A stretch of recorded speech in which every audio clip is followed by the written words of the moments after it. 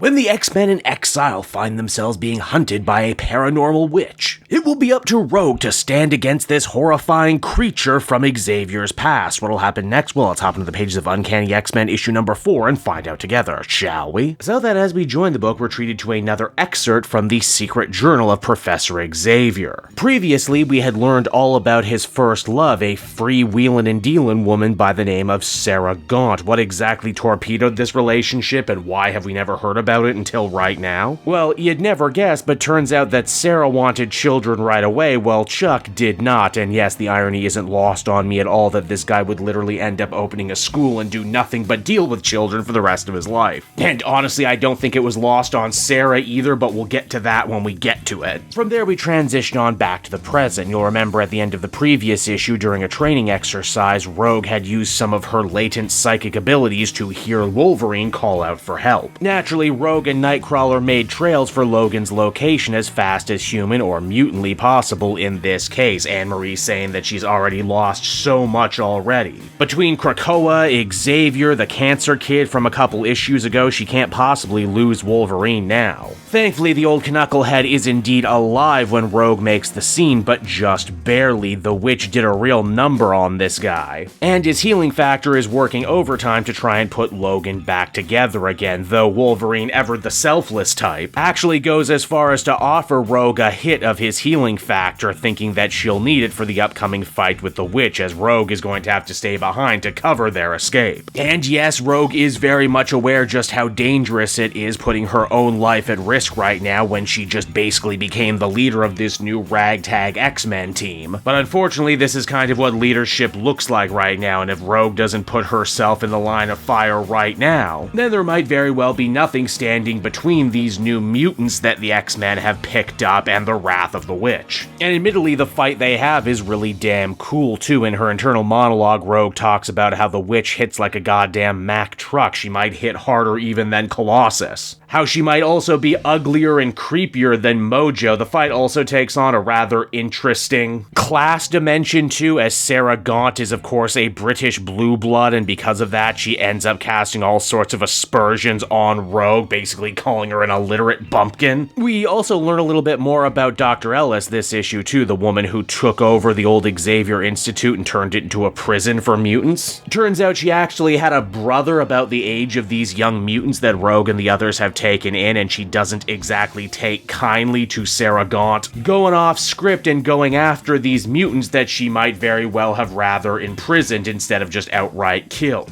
Rogue takes a hell of a vicious beating during the battle, but is ultimately able to rally back when she says that as someone with the ability to drain power, she's always sure to keep a few in reserve for moments just like this. A little Captain Marvel strength, a little Wolverine ferocity, and if you're asking yourself why doesn't Rogue just take off her gloves and touch Sarah? Well, the answer is actually deceptively simple, and that is the witch is so truly horrifying, Rogue doesn't want to get any of what she is inside her, and I mean, hey, can you blame her? It's during the heat of the battle too, when things start to slow down for a little bit, Sarah actually opens up and ends up revealing her origin story to Rogue. It seems that she actually did end up having a child of her own, a young son, but the child was lost and assumedly killed during a massive hurricane, one which she does apparently not blame mutantkind for, but blames Xavier for. Interesting. Sarah only managed to survive the hurricane herself because her powers seemingly activated. Again, were these magic powers or were these mutant abilities? Rogue certainly thinks it's the latter, but the rich will hear nothing of it, still thinking that mutants are horrifying, dirty creatures that need to be exterminated. Now, as bad as things are for Rogue right now, things are getting much worse for Gambit and the others back at the safe house. Dr. Ellis, tired of the witch's games, has decided to dispatch the trustee she mentioned in the previous issue. They're a bunch of hooded, sword-wielding, almost ring-wraith-looking guys, who also just so happen to be led by the young deer mutant who Sarah Gaunt had captured for Ellis and the Grey Mulkin prison.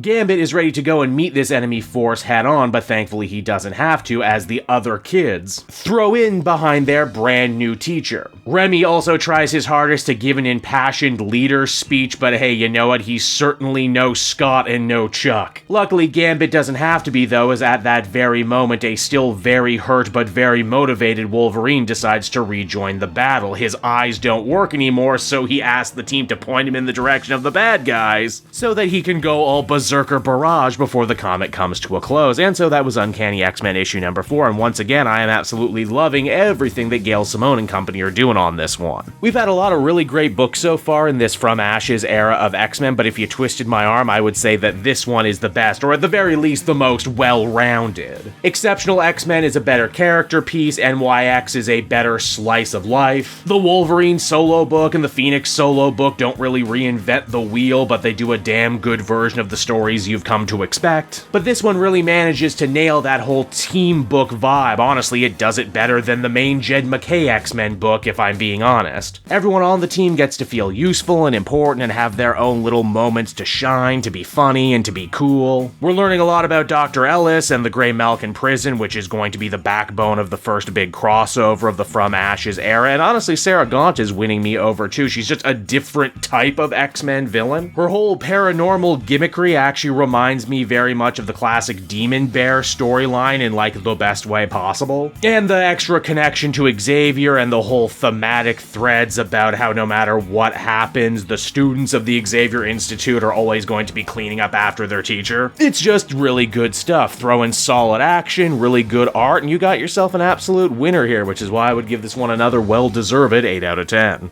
Hey there everyone, it's your pal Cape Joel again, and if you're seeing my face right now, that means you watched to the end of the video, and I'll always be grateful for that. Retention helps in this crazy YouTube game, and so does becoming a patron. If you head on down to the description, you can find a link to my Patreon page. Recently just redid all the tiers, a lot of cool stuff offering up there, exclusive commentaries, exclusive polls, behind the scenes concept art for Capes and Quest. That's the brand new D&D show I've started soon. Never been a better time to become a patron. You can become a patron for as little as $1 a month and help the channel grow, and help me continue to deliver content like what you just saw. So I want to thank you all, and I will see you again next time. Bye bye.